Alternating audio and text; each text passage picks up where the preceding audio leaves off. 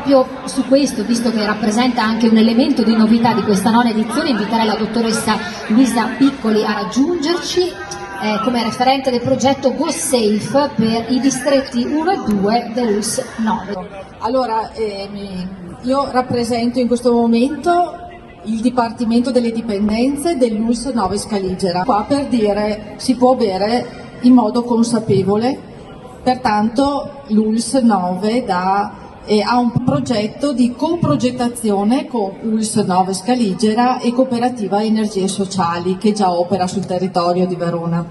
Ecco, è un'implementazione di un progetto che già è stato avviato da anni nei distretti 3 e 4 dell'ULSS, mentre è nuovo per i distretti 1 e 2, che vuol dire proprio Verona.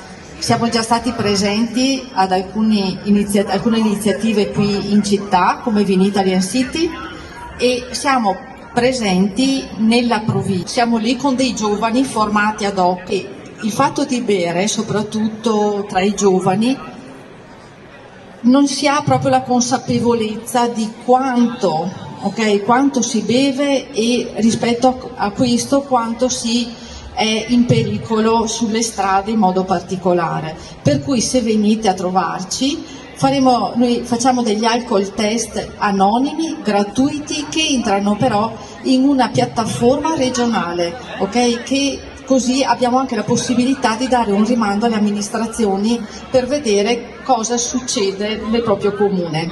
Io ringrazio vivamente dell'invito.